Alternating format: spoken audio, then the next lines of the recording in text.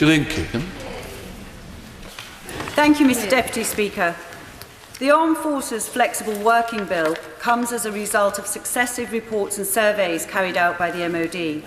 These have all shown there is a strong desire to change the working options of serving regulars.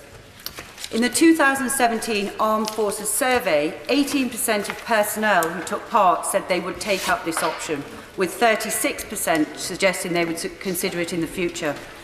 As in the business world, it is important that we adjust our policies to retain people and to recruit the best people.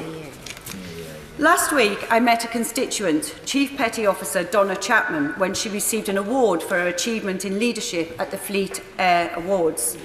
We spoke about her career serving in the armed forces, and through our conversation, I began to understand the sacrifice she has made to serve our country, not least leaving her young daughter in the care of her mother for 7 months while she was deployed at sea. She told me that the separation is part of the job, but flexibility at other times is crucial to her well-being and that of her daughter. Donna's story of dedicated service is not unique within the military. Figures from the MOD Attitude Survey this year show that just under 2/3 of service personnel feel that family and personal life might influence them to leave. A third said reducing separation would increase their intention to remain, and a similar number would be more likely to remain if they had the opportunity to work part-time. This bill will be addressing this issue. I found myself in a similar position, spending 8 years working in Madrid, travelling the world for work, with my husband doing exactly the same thing from a different base in a different country. It's tiring travelling the globe and spending extended periods away from your family. And distance and travel is not always the issue. As we know, life is rarely a smooth ride, and there is no way we can predict what is thrown at us. I recently met with a local charity, the Sussex Snowdrop Trust, that cares for children who have long-term, life-threatening illnesses. And it made me think, what is a serving mother or father supposed to do when confronted with a situation like this? They need to maintain their income and be at home to care and support their family. They need flexibility. Of those people who handed in their notice, the highest reason stated is the impact of service on their family and personal life. And this bill gives flexibility within work to allow our servicemen and women to react to changes in their circumstances or adopt a change of pace as is sometimes required. And importantly, we don't lose our highly trained and skilled military workforce. Furthermore, we the people, are kept safe as they can be pulled back into full-time service in a time of national emergency when their expertise is most needed. There is a clear case for such a change as seen within the business world, with 24% of the UK labour market now working part-time and 96% of all employers in the UK offering this option. With unemployment at levels not seen since 1975 at just 4.3%, companies compete for talent globally, and the military need to adapt to attract the brightest and the best. Chief Petty Officer Donna Chapman highlighted this when she told me about a careers event she held in Canary Wharf on HMS Iron Duke, which was attended by a group of 500 young girls eager to explore career options open to them. When discussing a future in the air fleet, their biggest concerns were around work flexibility, citing concerns about balancing this career with starting a family. We know this is a likely cause of concern for women, especially of 15.1 million working women in the UK, 42% are in part-time employment. Yes?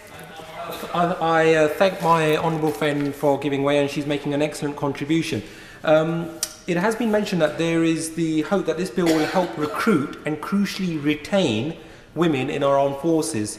We know that the aim is to have 15% women by 2020. Would my honourable friend agree with me that when producing statistics, it will be made clear if personnel are part-time to ensure that figures aren't unintentionally inflated? Yes, I'm sure that will be the case. At present, across the three branches of our armed forces, we average just 10% women personnel.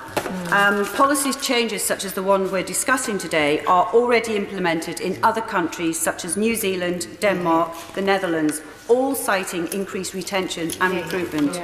And Australia is currently implementing flexible work opportunities and have seen a steady rise in the engagement of women in the military since January 2016 to February 2017, an increase in female participation from 15.4% to 16.1% across the Australian Defence Force. Very good. I recently spoke to a 25-year-old constituent, Charlotte, who has just completed her reserves training at Sandhurst for the Engineering Corps. This first-class Cambridge engineer who is fully employed was able to become a reserve as the role fitted in with their other work commitments.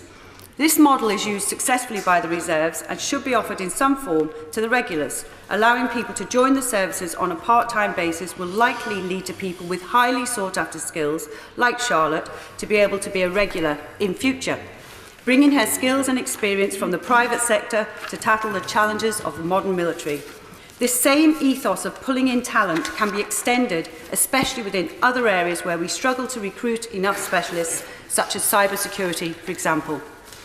Another avenue this bill will open up is to allow individuals to gain further skills outside the parameters of the forces. It is common practice across many industries to take time to do further study, something I myself chose to do several times in my career. This is widely encouraged in business as it not only benefits the individual but also the employer, as newly learnt skills diversify the talent pool and bring in new skills, fresh ideas and fresh thinking. This bill is potentially the start of a journey of modern working for the military. This is the 21st century and companies around the world are utilising technology to allow for greater employment flexibility. This move should not be restricted to the civilian population and could act as a catalyst for greater productivity and satisfaction in some areas of service. Work UK published a paper in January this year entitled Workspace Revolution, based on information attained from over 20,000 business leaders and owners. Their findings on flexible working sheds light on the business implications for the use of this new technology. This is an important aspect that businesses consider when seeking to acquire top talent, as today's workers are reporting that it's not just salary which makes a difference to their career choice.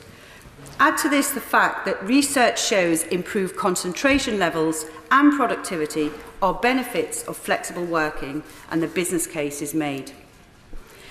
As more workers wish to work flexibly and with technology available to enable them to do so productively, it is hardly surprising to find many businesses are marrying their need for greater agility with helping workers achieve greater personal happiness and work-life balance.